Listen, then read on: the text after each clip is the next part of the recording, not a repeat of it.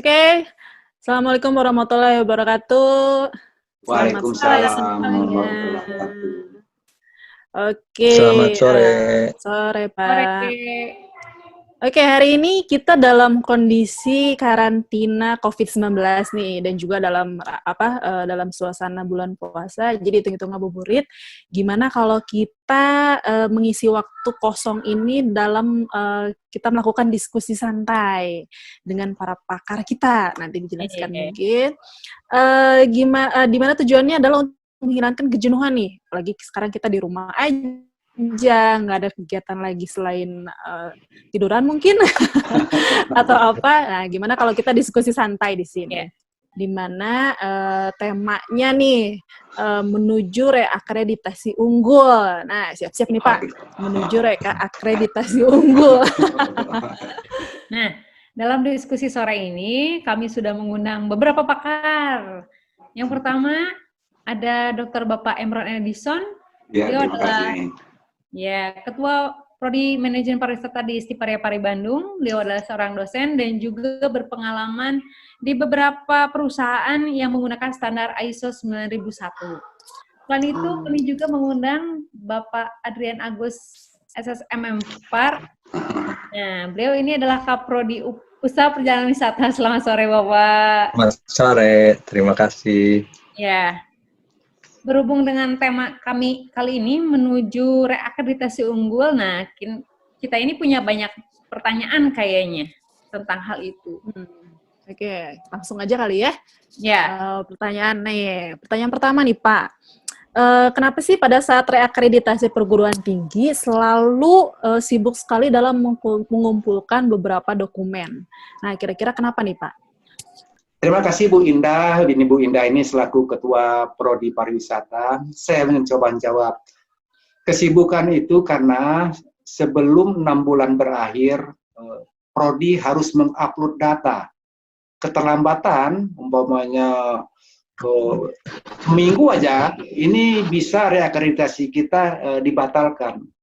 Dan perguruan tinggi tidak boleh mengadakan kegiatan akademik. Itu nggak boleh. Bayangkan itu dampaknya. Nah, selain itu, Prodi juga harus mempersiapkan dokumen-dokumen. Bukan saja pada redaksi. Kalau redaksi ya mudah, kita bawa aja ahli bahasa, maka redaksi selesai. Tapi dokumen pendukungnya, itu yang membuat reakreditasi itu berjalan rumit. Setelah itu tim-tim nanti akan mengumpulkan data, dirangkum dalam satu dokumen. Nah, ini mensinergikan data-data dari berbagai tim juga tidak mudah. Apalagi kalau banyak pendapat ya. Karena kita tahu dosen itu semuanya merasa pintar ya. Jadi kalau kalau di dosen itu semuanya merasa pintar, beda kalau di perusahaan ya. Ini perdebatan kadang kan memakan waktu panjang lah. Saya kira itu, Bu Indah. Oh iya, baik Pak. Jadi itu alasan kenapa kita selalu sibuk ya Pak ya dalam dalam menyiapkan beberapa dokumen. Nah, mungkin Pak Adrian ada tanggapan atau tambahan?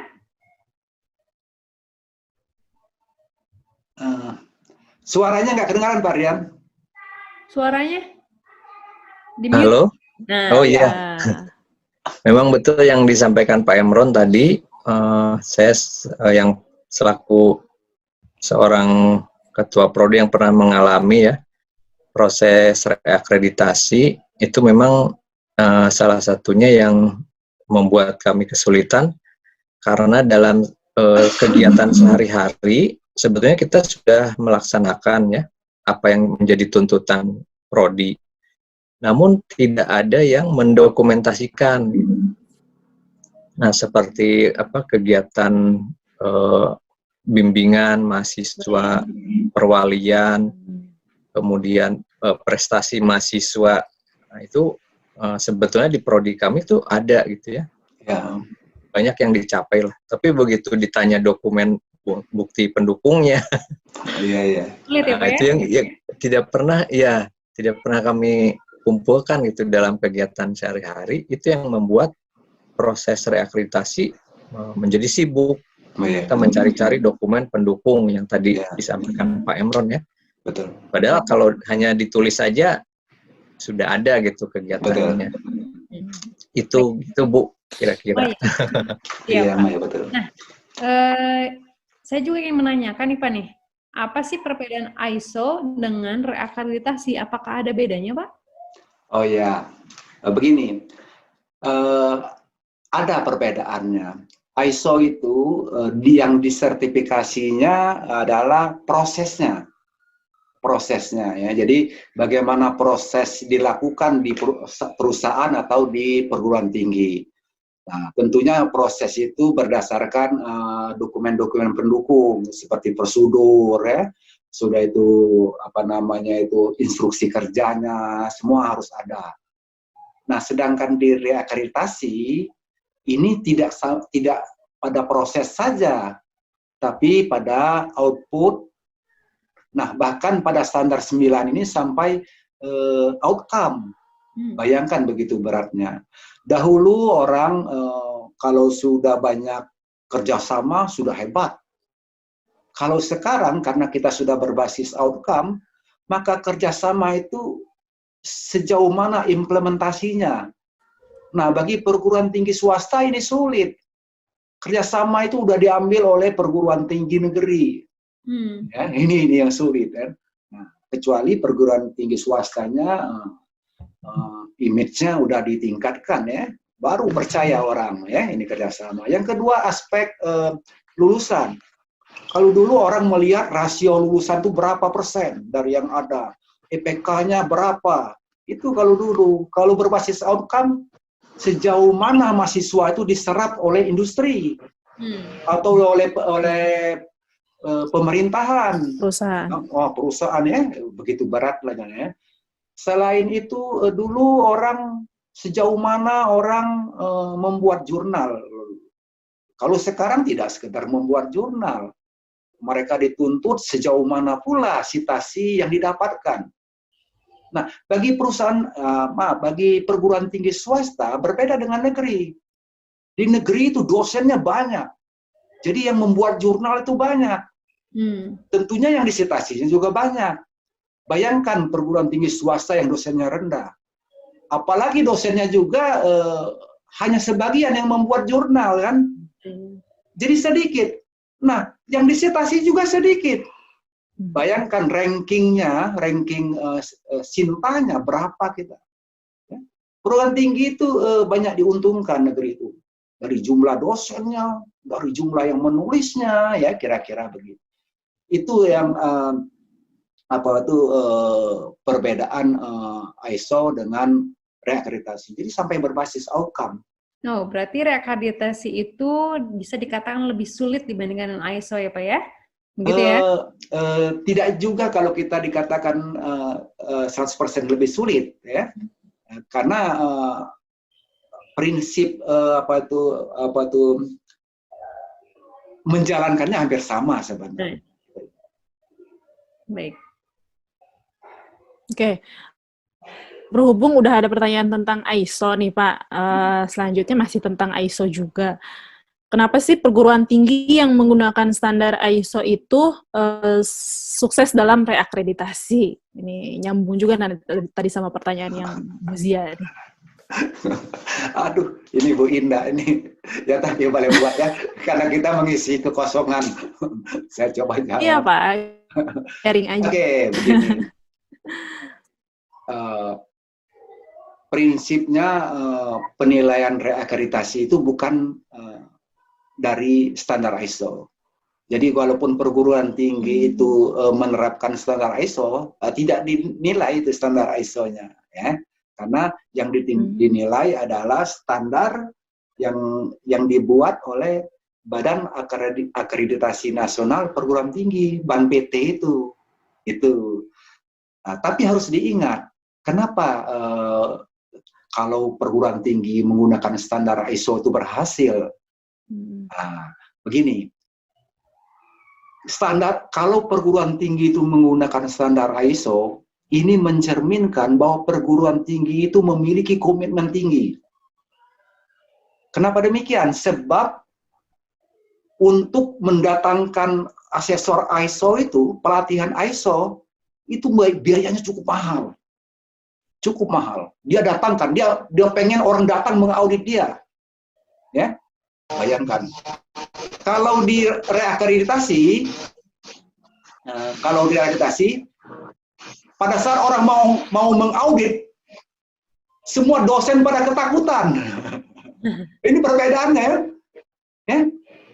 Kalau ISO beda dia datangkan orang untuk mengaudit kan. Iya. Nah, ini menunjukkan bahwa orang yang menggunakan standar ISO memiliki komitmen yang tinggi. Oleh karena itu, dia berhasil pada saat dia menghadapi reakreditasi. Ya, dia berhasil. Karena apa? Budaya kerjanya adalah menggunakan budaya mutu, udah berorientasi mutu. Udah nggak kaget ya. Mana dokumen, dia udah terbiasa. Di ISO itu harus itu. Karena dia udah biasa membayar orang untuk mengaudit dia. Sekarang dia nggak bayar, tenang bagi dia, kan wajar. Iya. Itu kenapa mereka menjadi lebih unggul. Itu prinsipnya. Iya, Pak. Lalu Pak, jika sebuah perguruan tinggi atau prodi telah menjalankan sistem dengan baik, apakah itu akan menjamin reakreditasinya akan sukses? Jadi karena sesama ketua prodi nih, bisa dijawab juga nih Pak Adrian dan Pak Imran. Gini, Pak, apakah ada jaminan reakreditasinya sukses? Belum tentu juga. Karena begini ya, kalaupun ada beberapa prodi, kita anggap aja ada beberapa prodi di perguruan tinggi. Kita melihat secara umum ya, kita melihatnya. Ada prodi A, prodi B, prodi C, dan D. Kita anggap yang paling bagus umpamanya prodi B. Ya sistemnya sudah bagus. Ya, belum tentu bahwa prodi B ini yang paling bagus ini akan juga berhasil. Ya, kalau yang A dan B, A, C, D udah pasti gagal. Yang paling bagus saja belum tentu berhasil maksud saya. Kenapa demikian? Karena di dalam reakreditasi, artinya akreditasi ulang, itu yang dinilai tidak prodinya saja, tapi lintas bagian. Lintas bagian. Dia akan menanyakan bagaimana penelitiannya, ya? Bagaimana pengabdian masyarakatnya. Dia harus tahu semua. Setelah itu dia tanya lagi, bagaimana sistem keuangannya. Kalau satu bagian aja yang tidak beres, ini akan mengurangi nilai kita.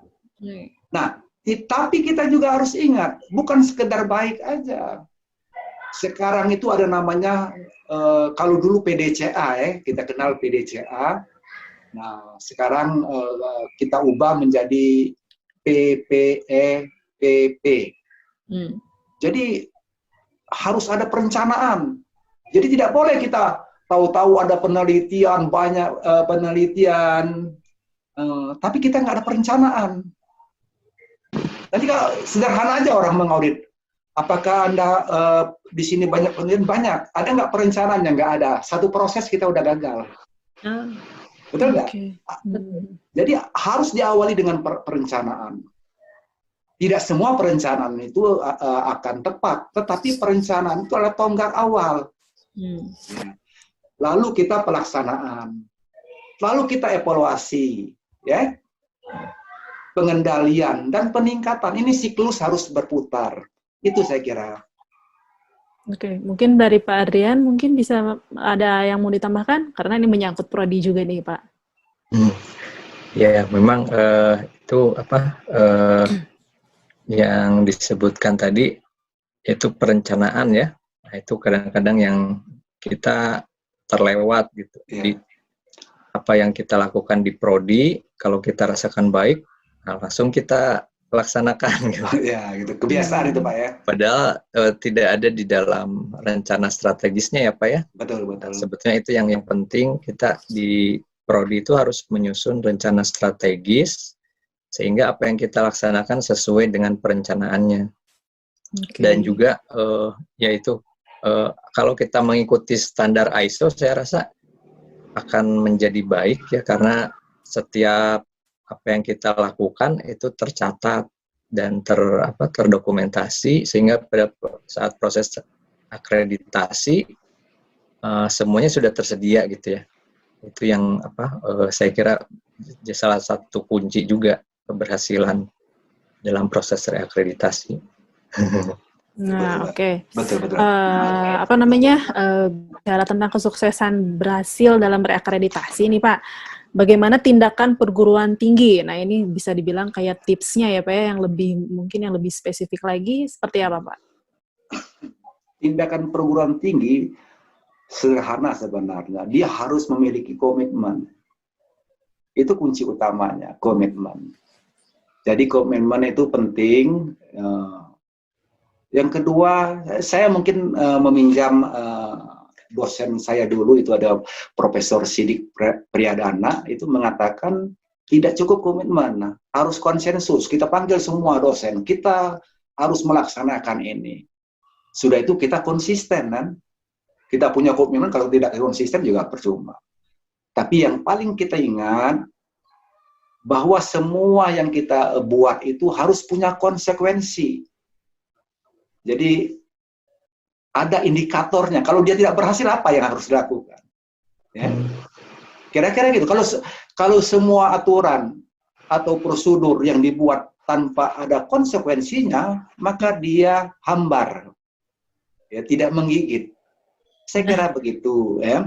Nah, yang kedua, kita juga membangun sistem yang kuat, yang terintegrasi. Nggak boleh kita sistem itu prodi membuat, tapi dia jangan-jangan tidak bersentuhan dengan prodi dengan bidang lain.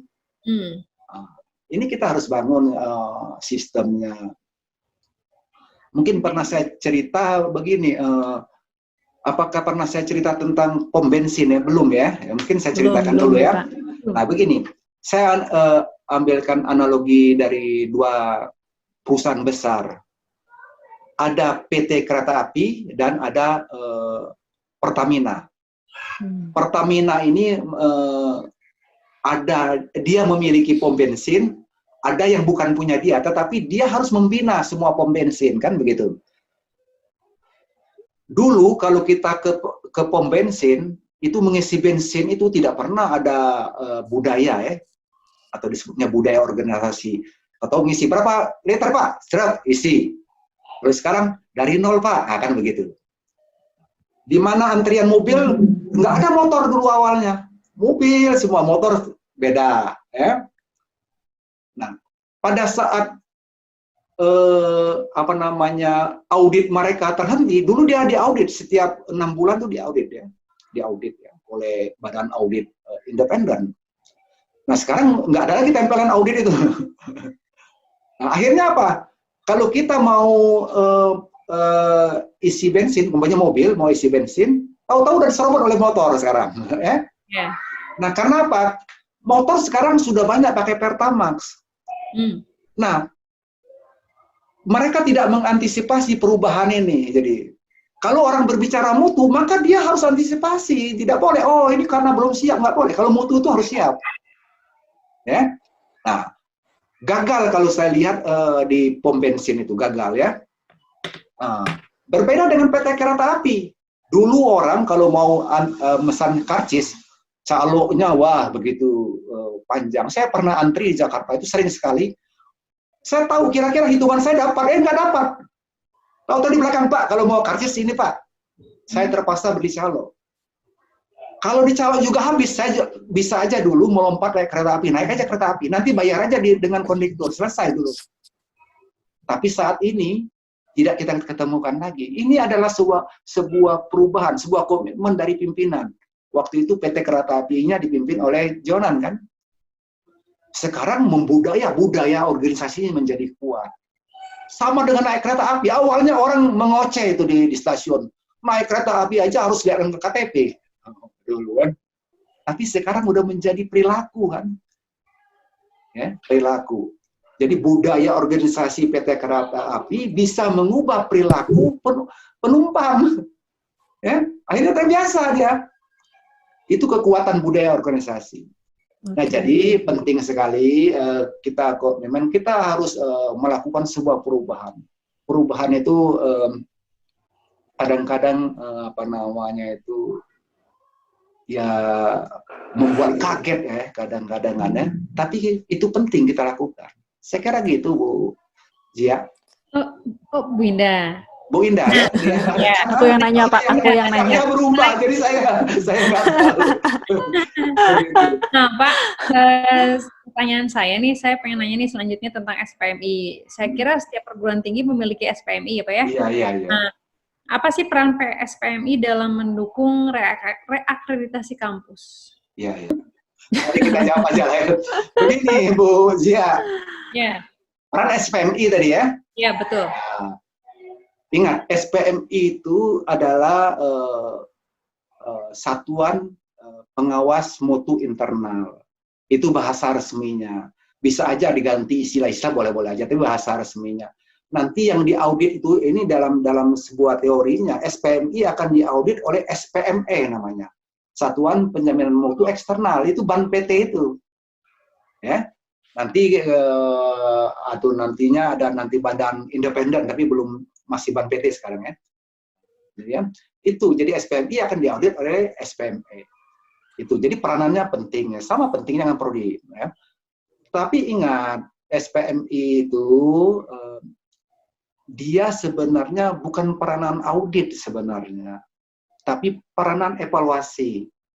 Kita tahu tadi siklus PPEP, PPE, PP. E-nya itu evaluasi. Ingatin, evaluasinya adalah evaluasi terhadap pelaksanaan. Ingatin, evaluasi terhadap pelaksanaan. Nah, nanti begini dia akan melakukan, boleh aja kita sebut audit lah.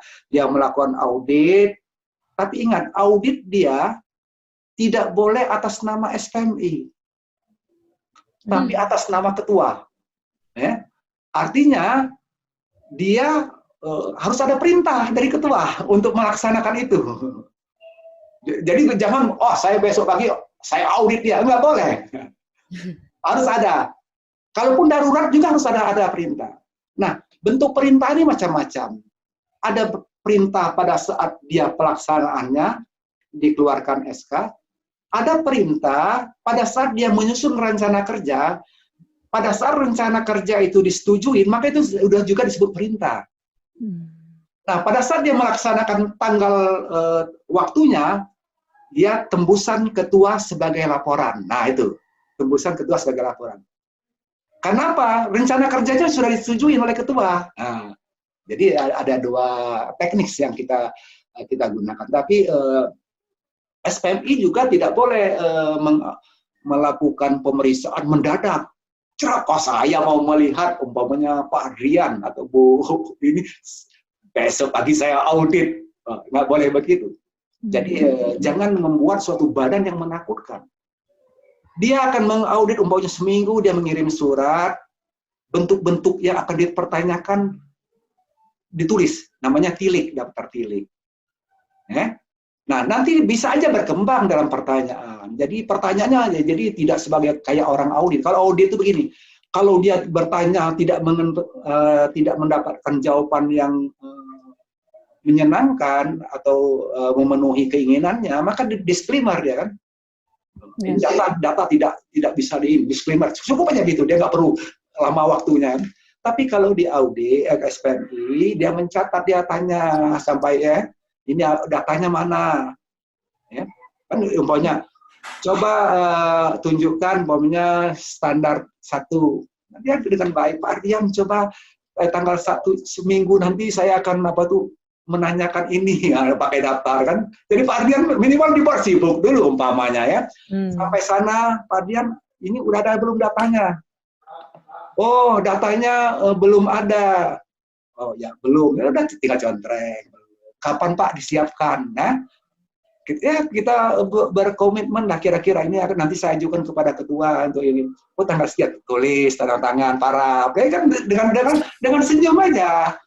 Itu kira-kira peran SPMI. Dia bagian daripada sebuah evaluasi, mengingatkan departemen, menambahkan kalau kekurangan apa yang harus ditambahkan. Saya kira itu tugasnya. Baik, terima kasih. Selanjutnya nih, kebetulan udah ngomongin SPMI ya. Kalau idealnya struktur SPMI di kampus itu yang bagaimana, Pak? Ya idealnya ya tergantung kekuatan kampus ya. Kalau perguruan tinggi itu ada lapisannya ya, prodi tingkat lembaga, institusi, ya, tingkat bisa tingkat fakultas, tingkat prodi kan. Nah, ya. Kalau di swasta yang belum mapan ya, saya kira cukup aja satu tingkat lembaga aja ya, dia bisa mencakup semua kan. Karena SPM itu hanya evaluasi aja.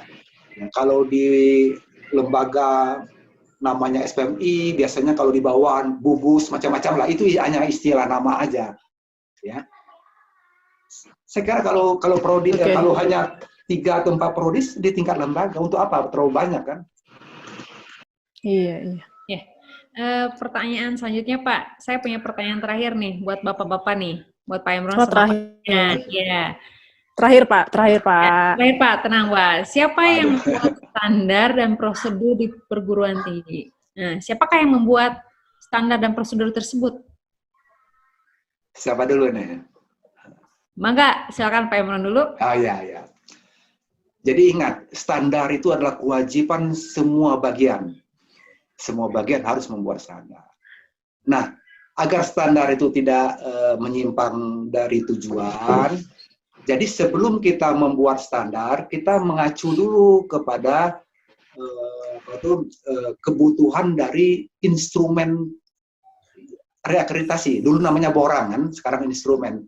Nah, apa standar-standarnya? Kan sana banyak sekali standarnya. Contohnya begini, dosen, pendidikannya apa, ngajar apa, kan begitu kan? Nah, itu ada format-formatnya kita, prosedur-prosedurnya. Kita isi aja, jadi udah ada isinya. Gunakan format-format yang seperti itu, maksudnya. Pada saat kita mau menggunakan, tinggal kita ambil aja lembar itu. Ya, begitu ya. Nah, selain itu perlu juga ada prosedur, tapi jangan asal membuat prosedur secara parsial. Oh, kita buat prosedur ini, jangan. Kita lihat dulu standar, kan standar pendidikan, standar nasional pendidikan tinggi itu ada 3. Ada pengajaran, ada penelitian, ada pengabdian masyarakat. Ya. Nah, semua itu memerlukan prosedur apa? Nah, prosedur itu yang kita buat, maksud saya. Jadi ada kaitannya, prosedur ini mendukung apa? Prosedur ini mendukung. Baik. Jangan kita membuat secara parsial, buat aja. Tahu-tahu ini mendukung apa ya? Sebenarnya nggak ada. Ya. Atau kita udah ada standar, nggak ada prosedur, kan juga salah. Gitu. Jadi siapa yang berkewajiban membuat standar dan prosedur? Ya semua bagian yang semua pihak ya Pak ya? Semua pihak. Betul. Pak Adrian, tambahan atau tanggapan? Ya mungkin kalau di prodi itu yang terjadi memang ketika ini pengalaman aja ya, waktu masuk ke prodi itu memang prosedur itu belum ada tertulis gitu. Nah, namun hanya dari kebiasaan-kebiasaan ya mungkin dibilang tradisional gitu ya. Nah, yang kita lakukan adalah mencatat apa yang biasa dilakukan itu. Nah, itu mungkin bisa menjadi acuan lah untuk penyusunan prosedur. Walaupun nanti ya saya setuju dengan Pak Imron harus terkait dengan prosedur yang lain ya. Misalnya untuk kemahasiswaan mungkin dia sudah punya prosedur ya, atau di bagian administrasi akademik ya. Betul. Mungkin disinkronkan gitu ya. Betul. Jadi apa yang kita lakukan kita catat, disinkronkan, mungkin itu bisa jadi acuan lah paling tidak untuk menyusun prosedur secara bersama-sama. Betul. Oke. Baik, jelas ya. Terima kasih ya. Cukup jelas sekali. Terima kasih Bapak-bapak. Keiringan yang berbobot. Nah, sudah masih banyak nih Pak terima pertanyaan-pertanyaan yang lain, sama-sama. tapi mungkin udah next time aja. Hasil diskusi ringan kali ini berdasarkan catatan saya. Sampai ketemu lagi. Ya, saya mau menyimpulkan dulu bahwa untuk memudahkan pelaksanaan reakreditasi, maka yang pertama itu perlu komitmen dan membangun sistem yang baik. Yang kedua adalah evaluasi yang berkelanjutan. dan membangun sistem yang baik tentunya. Nah, yang tidak kalah pentingnya adalah membangun budaya mutu dan pengukuran kinerja pada setiap bagian atas pelaksanaannya. Semoga diskusi hari ini ada manfaatnya untuk kita semua. Bapak-Bapak. Amin. Atur nuhun atas waktu dan kesediaannya untuk Kita bertemu di diskusi selanjutnya, Pak. Ya, Bapak-Bapak. Dengan pertanyaan yang lebih santai mungkin ya. Seperti